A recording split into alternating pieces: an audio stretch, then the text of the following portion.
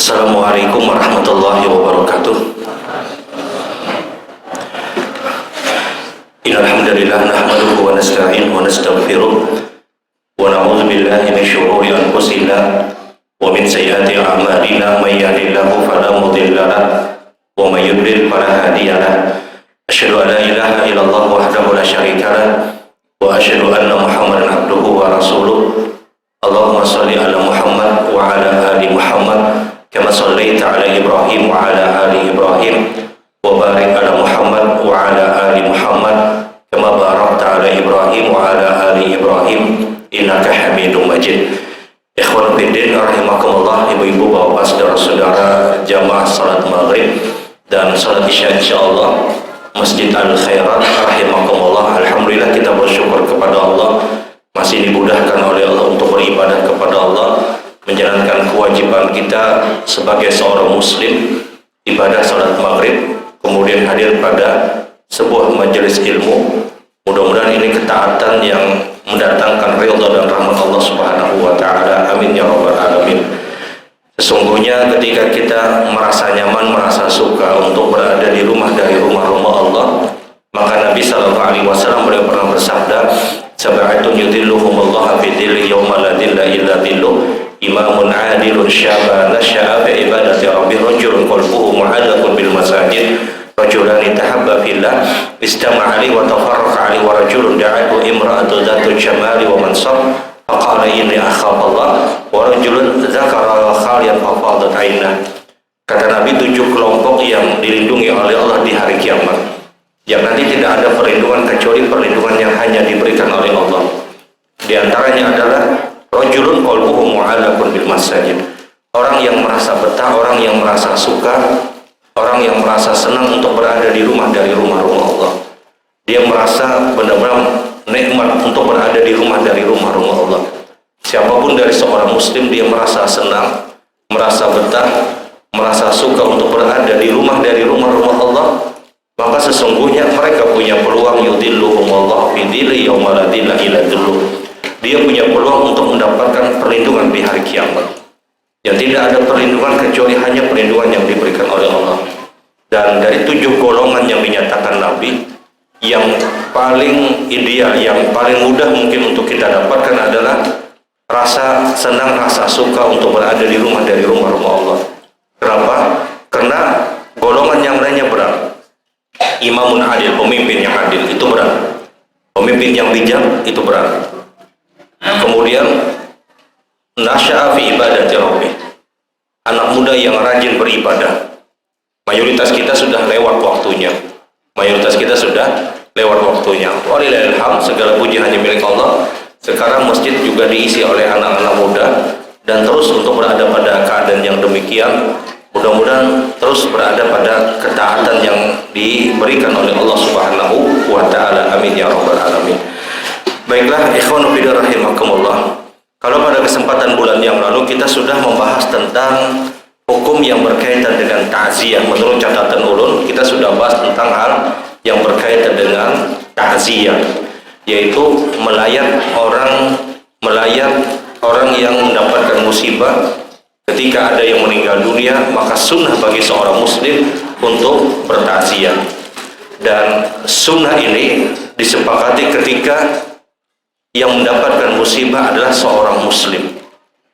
Adapun ketika orang kafir yang meninggal dunia, maka disinilah para ulama berbeda pendapat. Taruhlah misalnya, mohon maaf, ada tetangga kafir, tetangga yang bukan muslim, dia meninggal dunia. Nah, di sini apakah seorang muslim dianjurkan untuk bertakziah atau tidak? Ulama berbeda pendapat. Kalau seandainya orang kafir tersebut dia masih punya keluarga muslim, ada keluarganya yang muslim, maka mayoritas ulama menyatakan sunnah untuk bertakziah kepada keluarga muslim tadi. Jadi kalau misalnya yang meninggal adalah orang kafir, tapi orang kafir yang meninggal ini dia punya keluarga muslim, ada keluarganya yang muslim, maka bertakziah kepada keluarganya yang muslim perkara yang tetap dianjurkan. Untuk apa? Untuk menghibur hati muslim tersebut.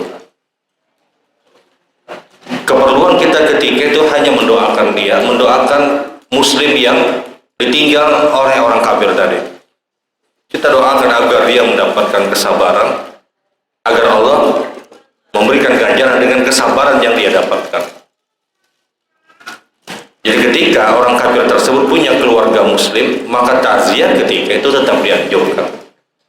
Atau ia meninggal adalah orang muslim, kemudian sekelilingnya adalah orang-orang kafir, misalnya keluarganya adalah keluarga yang kafir, maka bertakziah kepada mayit jenazah muslim tetap dianjurkan. Walaupun mohon maaf misalnya orang tuanya orang tua yang kafir dan dia adalah orang muslim dan dia meninggal dunia, maka takziah tetap dianjurkan. Dan kita mendoakan muslim yang meninggal tadi. Agar apa? Agar yang meninggal tersebut mendapatkan rahmat dari Allah Subhanahu wa taala. Masalahnya adalah orang tersebut adalah kafir, kemudian tidak ada keluarga yang muslim. Tetangga kafir, dia meninggal dunia. Dan tidak ada seorang pun dari keluarganya muslim. Dari sinilah para ulama berbeda pendapat. Sebahagian ulama menyatakan bahwa saya tidak perlu untuk bertakziah. Kenapa? Tidak ada kemaslahatan, tidak ada kemanfaatannya.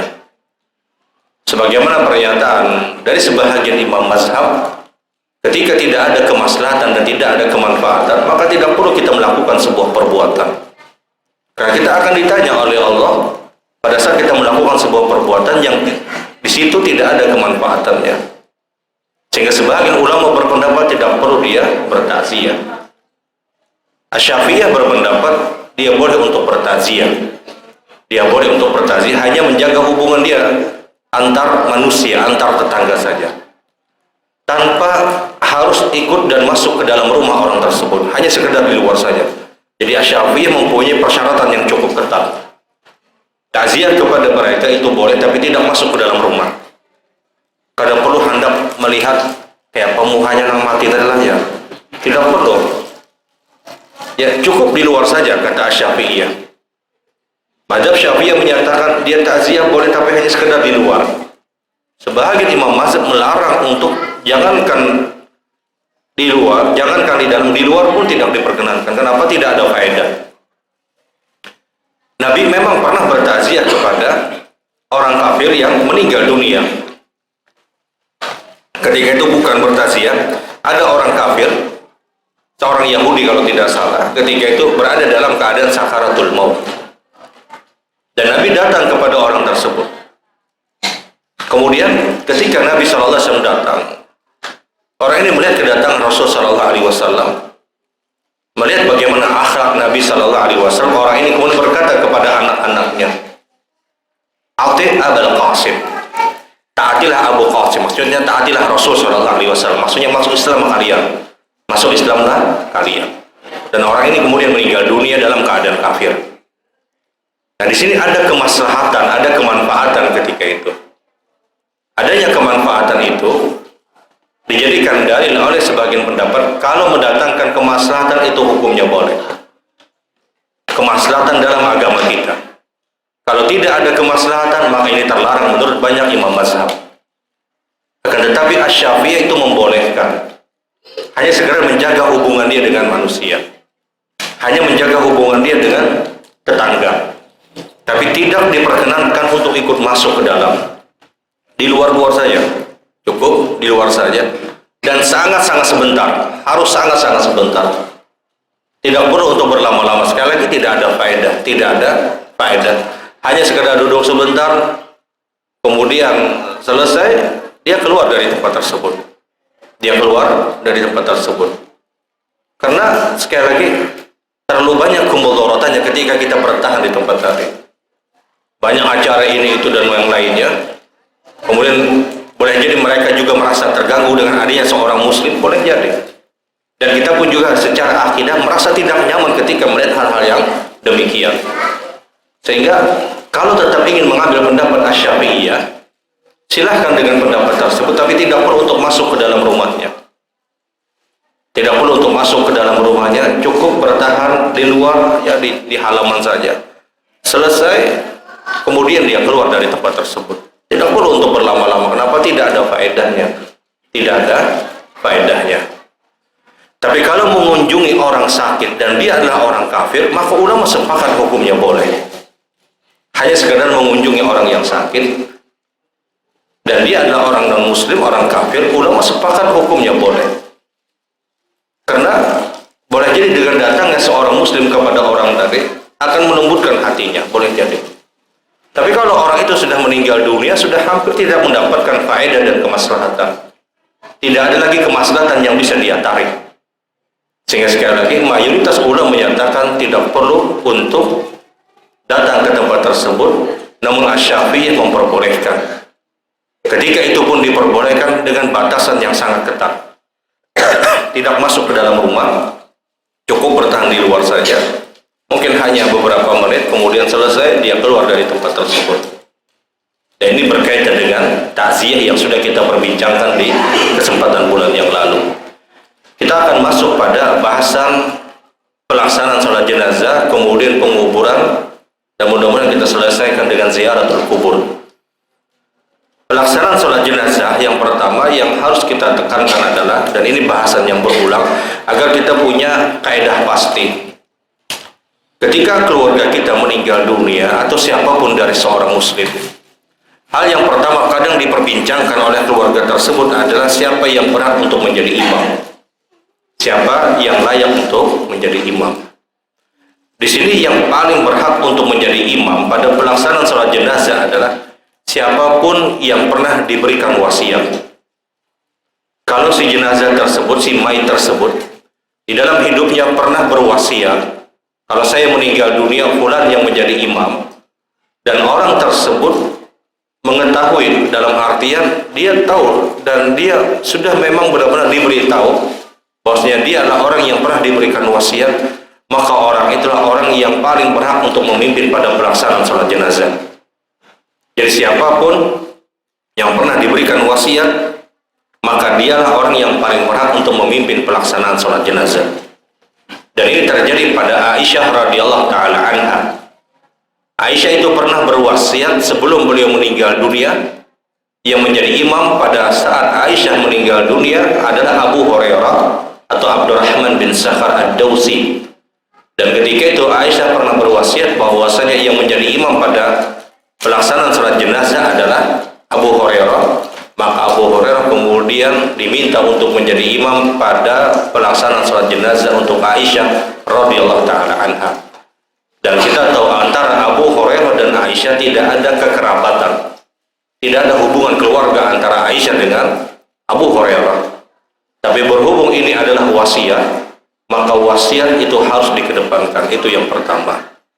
Kalau seandainya tidak didapatkan wasiat, kalau tidak didapatkan wasiat, maka penyelenggaraan jenazah tersebut dilihat tempatnya. Kalau tempat penyelenggaraan jenazah, sholat penyelenggaraan atau sholat jenazahnya itu terjadi di rumah, duka misalnya, di rumah orang tersebut, maka yang paling berhak untuk memimpin pelaksanaan sholat jenazah adalah keluarga terdekat. Anaknya misalnya ketika orang tuanya meninggal, atau adiknya misalnya ketika kakaknya meninggal, atau anaknya yang meninggal, maka orang tuanya bisa memimpin pelaksanaan sholat jenazah. Jadi yang paling berhak memimpin atau imam pada penyelenggaraan sholat jenazah kalau itu terjadi di rumah, maka yang paling berhak adalah keluarga terdekat. Wa ulul arham aula ba'dhum bi ba'din, kata Allah. Yang keluarga yang terdekat maka mereka yang paling berhak. Kapan? Kalau itu tempatnya di rumah. Khilafnya adalah ulama berbeda pendapat ketika tempat penyelenggaraannya atau pelaksanaan sholatnya di masjid ataupun di musola. Maka di sinilah ulama berbeda pendapat siapa yang paling berhak untuk memimpin atau menjadi imam pada pelaksanaan sholat jenazah. Kalau tempatnya di masjid ataupun di musola atau di rumah dari rumah-rumah Allah. Jadi ada ketentuan siapa yang paling berhak untuk menjadi imam. Jangan jadi imam dari pelaksanaan sholat jenazah asal tunjul aja, jangan. Ada ketentuan yang dijelaskan oleh para ulama. Kalau ada wasiat, maka wasiat yang dikedepankan. Kalau penyelenggaranya di rumah, maka keluarga terdekat itu yang paling berhak. Ya meskipun keluarga terdekat boleh untuk memberikannya kepada orang lain, tapi ketika bicara yang paling berhak adalah keluarga terdekat. Kalau tempatnya di masjid ataupun di musola, di rumah dari rumah-rumah Allah, di sini ulama berbeda pendapat. Sebagian ulama berpendapat pelaksanaan sholat jenazah adalah keluarga terdekat. Pendapat kedua adalah imam yang sudah ditetapkan di tempat tersebut. Jadi ada pendapat keluarga terdekat. Pendapat kedua adalah imam yang sudah ditetapkan. Siapapun yang ingin mengambil pendapat keluarga terdekat, jadi mohon maaf, di dalam pernyataan para ulama ini, sebenarnya, ini kita bicara hukum, bicara kepantasan hukum. Sebenarnya tidak berhak siapapun, ustadz, kiai, tuan guru, ulama manapun, yang dia bukan keluarga terdekat, yang dia bukan imam di tempat tersebut, tahu-tahu memimpin pelaksanaan sholat jenazah. Sebenarnya, kita bicara adab dan etika. Karena kadang, di masjid tersebut sudah ada imam yang ditetapkan. Kemudian jenazah tersebut akan disolatkan. Dan keluarga juga artinya berserah diri.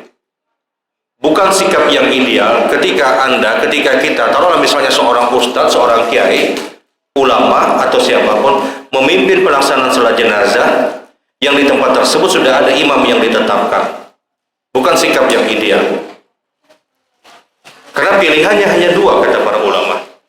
Yang pertama adalah keluarga terdekat, yang kedua adalah imam yang sudah ditetapkan di tempat tersebut. Kalau seandainya pilihannya adalah keluarga terdekat, maka diajukan minimal di dua syarat. Syarat yang pertama adalah apakah dia mampu atau tidak untuk memimpin pelaksanaan sholat jenazah secara ilmu, secara keilmuan bisa atau tidak. Pahamkah kadang memimpin sholat jenazah? Mengerti atau tidak dia bagaimana cara pelaksanaan sholat jenazah? Kalau secara ilmu dia mengerti dan tahu, maka yang kedua adalah apakah secara mental dia siap atau tidak? Karena banyak orang yang tidak siap, dan itu manusiawi. Dia harus mensolatkan orang tuanya yang meninggal dunia, di depannya adalah orang tuanya. Mentalnya siap atau tidak? Karena jangan dipaksakan. Kalau dia tidak siap, tidak perlu dia paksakan harus anak yang jadi imam, tidak perlu. Harus keluarganya, tidak perlu. Kalau dia tidak mampu, ya sudah dia serahkan kepada orang lain. Nah, ustadz atau ulama di luar dari orang yang ada di masjid tersebut, bukan imam yang ditetapkan, dia bisa menjadi imam kalau keluarga tersebut menunjuk ustadz tersebut untuk menjadi imam. Dan itu pun kalau sudah ditunjuk, ustadz tersebut harus meminta izin kepada ustadz yang atau imam yang sudah ada di tempat tersebut. Jadi urutannya seperti ini. Taruhlah misalnya ada keluarga kita meninggal dunia. Kemudian kita meminta ustadz di luar dari atau ulama di luar dari masjid tersebut, imam yang sudah ditetapkan untuk menjadi imam. Itu bisa terjadi kapan? Kalau kita meminta kepada orang tersebut, kemudian orang ini pun meminta izin juga kepada imam yang sudah ada di tempat tersebut. Kalau orang ini tidak meminta izin kepada imam yang ditetapkan di tempat tersebut, maka ini bukan adab yang baik, bukan etika yang baik. Mohon maaf, ulun setiap ditunjuk untuk menjadi imam pada pelaksanaan sholat jenazah, bahkan keluarga ulun pun ketika ulun memimpin pelaksanaan sholat jenazah, ulun harus minta izin dulu kepada imam yang ditetapkan. Karena itu adab, etika. Benar, memang hampir pasti mereka mengizinkan, Tapi adabnya adalah kita meminta izin. Jadi setiap pelaksanaan sholat jenazah ketika ditunjuk, maka minta kepada imam yang sudah ditetapkan untuk memberikan izin. Nah, disuruh orang jadi imam, kayak apa? Bolehlah, silakan, kata imam misalnya. Ya sudah, kita maju saja. Kapanpun imam tidak menyerahkan, maka tidak perlu untuk kita memaksakan diri memimpin pelaksanaan sholat jenazah. Jadi, imam pada pelaksanaan sholat jenazah, pertama keluarga terdekat kalau ingin mengambil pendapat tadi. Disyaratkan dengan dua syarat. Apakah secara ilmu mampu atau tidak? Yang kedua adalah secara mental siap atau tidak. Karena banyak orang yang tidak mampu memimpin pelaksanaan sholat jenazah karena dia sedih. Di depannya istrinya misalnya, di depannya anaknya misalnya, di depannya orang tuanya yang hidup bersama dia sekian puluh tahun, terkenang mungkin kehidupan dia dulu, bayang-bayangan ketika dia bersama, kemudian dia harus memimpin pelaksanaan sholat jenazah, itu berat. Sangat-sangat berat. Dan kalau kita secara mental tidak mampu, ya sudah kita serahkan saja. Karena terus terang, sholat jenazah ini paling nyaman jadi makmum sudah. Kenapa? hampir tidak ada risiko. Kalau kita menjadi imam, paling kadang kita memikirkan takbirnya, sudah berapa kali takbir nih, nah. Kemudian kita berdoa. Tapi kalau kita jadi imam, kita hanya mengikuti imam. Dan boleh jadi ketika kita hanya menjadi makmum dan itu keluarga kita terdekat, kita bisa lebih khusyuk berdoanya, boleh jadi. Karena kalau kita paksakan kita harus jadi imam, apakah mampu khusyuk doa kita atau tidak? Berat. Kecuali dia punya mental. Jadi tidak dikatakan bahwasanya keluarga terdekat dia lebih afdal, tidak. Ini hanya pilihan hukum. Hanya pilihan hukum yang berkaitan dengan kemaslahatan. Tidak bisa kita katakan keluarga terdekat itu lebih afdal, tidak. Karena masing-masing punya dalil. Orang yang mengatakan yang paling berhak menjadi imam pada pelaksanaan salat jenazah, imam yang ada di tempat tersebut ada sandarannya jelas sabda Rasul, wala yaumul qaum wala yaumuhu, dan janganlah kalian itu menjadi imam yang di tempat tersebut sudah ada imamnya, kecuali dengan izin dari imam tersebut. Tidak boleh orang itu mengambil posisi imam kecuali sudah diizinkan, Dan mayoritas ulama menyukai pendapat bahwasanya yang memimpin pelaksanaan salat jenazah adalah imam yang sudah di tempat tersebut, imam yang sudah ditetapkan. Mayoritas ulama menyukai pendapat ini. Kenapa? Kemaslahatannya lebih besar. Apa kemaslahatannya? Imam yang sudah biasa, mereka secara mental itu siap. Dan kita lebih nyaman. Keluarga kita meninggal dunia, kita jadi makmum, kita lebih nyaman dan lebih fokus untuk berdoa. Sehingga mayoritas ulama berpendapat bahwa imam yang ditetapkan di tempat tersebut itu adalah perkara yang lebih disukai karena kemaslahatannya lebih besar. Nah, di dalam pelaksanaan sholat jenazah, ketika sudah selesai pelaksanaan sholat jenazah, maka segera jenazah tersebut dibawa. Dan Nabi SAW bersabda dalam satu hadis yang diriwayatkan oleh Ibnu Majah dan juga diriwayatkan oleh beberapa periwayatan yang lain, kata Rasulullah, "Qumu bi arba'i sawari, bi janabis sawari." Kata Rasulullah, kalau kalian mengangkat jenazah, maka berdirilah di 4 sisi. Maka itulah yang terbaik, kata Rasulullah. Di 4 sisi itulah yang terbaik. Taruhlah misalnya ini keranda jenazah, berdirilah kalian di 4 sisi, kata Nabi, nah di pojokan untuk mengangkat jenazah. Ini yang terbaik, kata Rasul. Mengangkat ini yang terbaik, yang di ujung-ujung ini. Ya wajar ini yang terbaik. Kenapa? Yang di 4 sisi ini yang paling barat sudah. Kamu nang di pinggir-pinggir ini baik, upaya mencapai ya. Apalagi nang ditunjul, nang menunjul di belakang ini, nah. Kadang nang di belakang yang paling tumbur, buka jalannya. Padahalnya mengangkat gen karta biwa. Dan Rasul Shallallahu Alaihi Wasallam menyatakan, berdiri kalian di 4 penjuru, kata Rasulullah. Angkatlah jenazah tersebut karena itulah pahala yang terbanyak.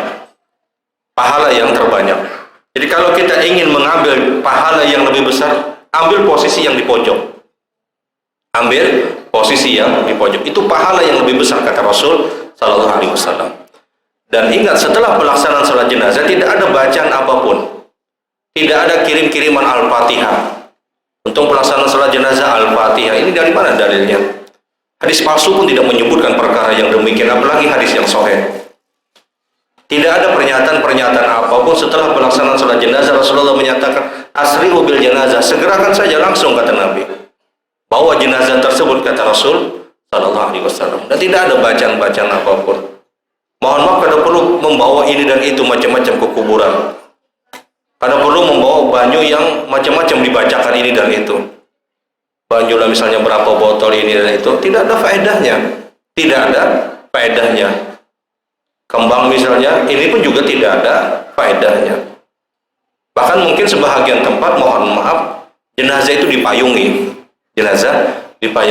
Kada paham juga kesan apa dipayungi. Kepanasan kah, kedinginan kah, karena tahu jenazahnya kada merasa lagi sudah.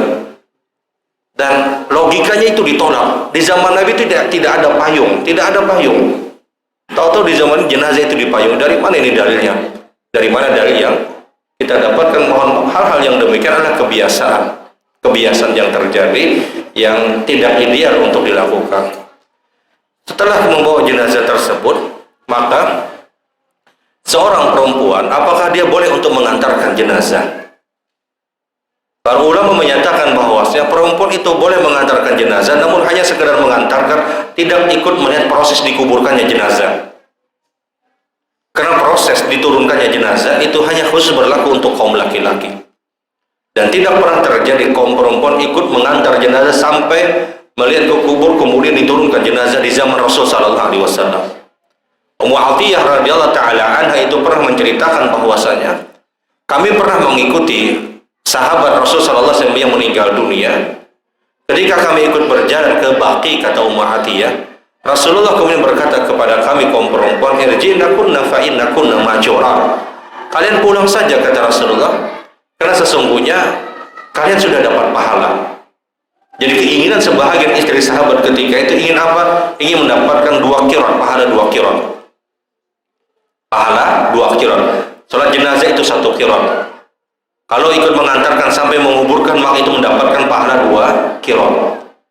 1 qirat itu pahalanya paling tidak, kata Rasulullah, paling kecilnya paling tidak seperti gunung Uhud.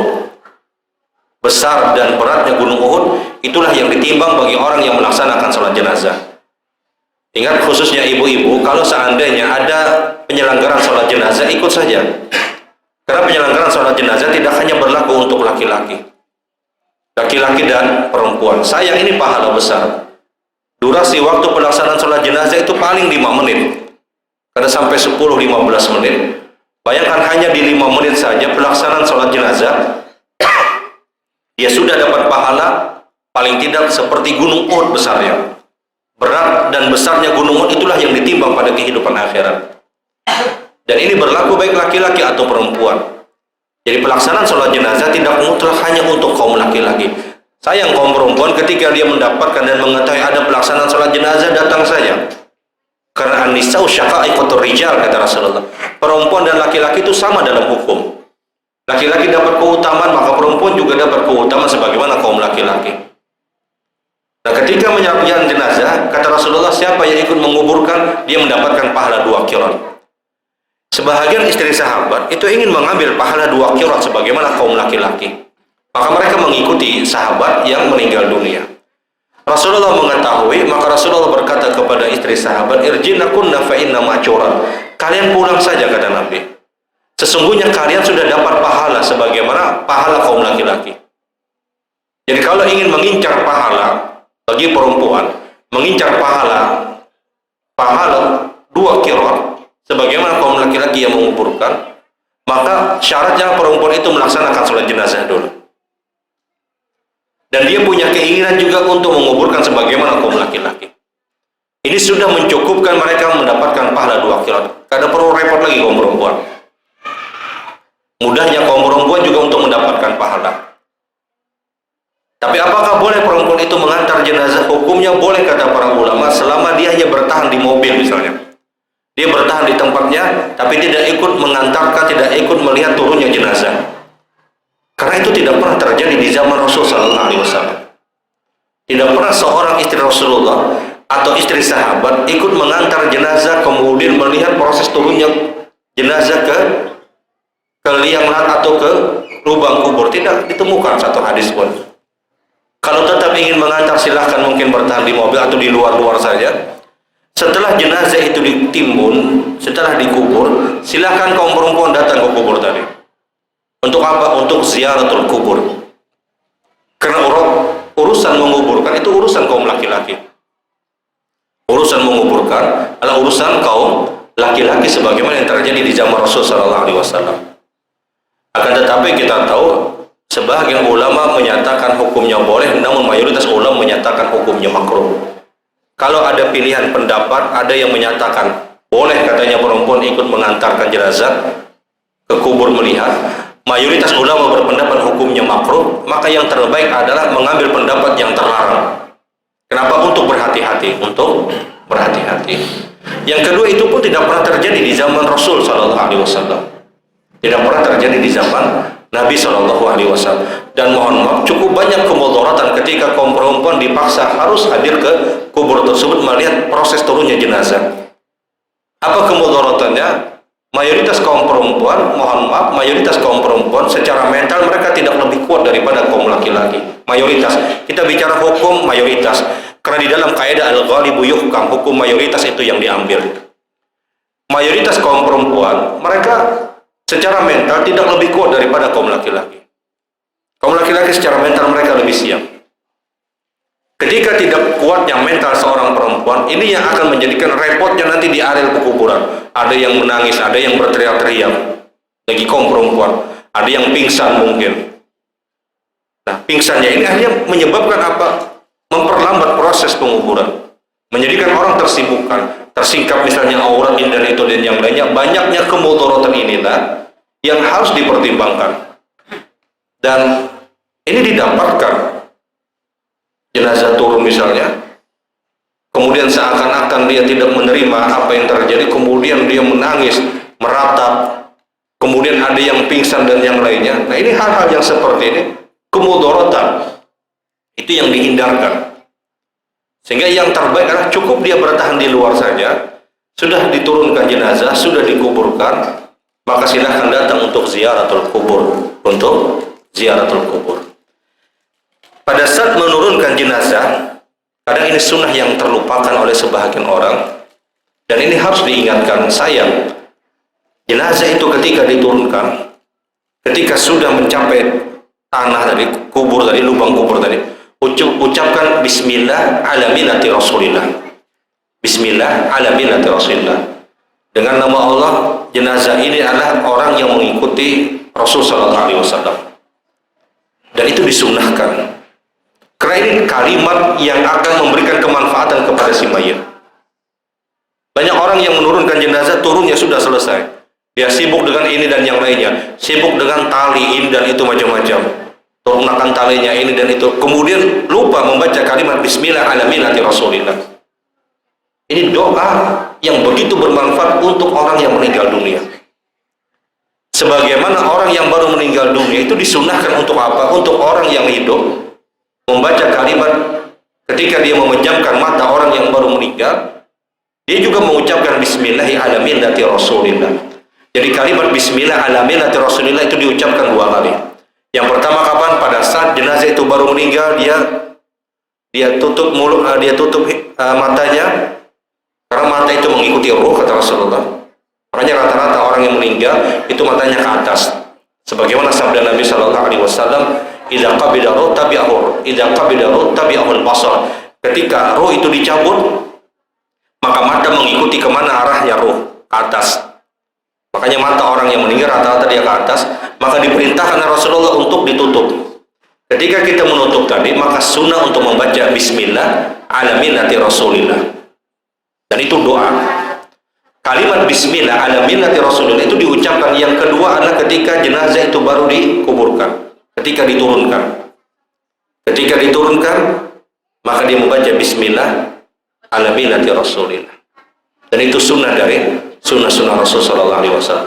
Mohon maaf, ini yang harus sampaikan, yang berada di lubang kubur tadi, yang menerima jenazah tersebut adalah, mohon maaf, orang yang tidak dalam keadaan atau orang yang tidak berada dalam keadaan janabah di waktu malamnya.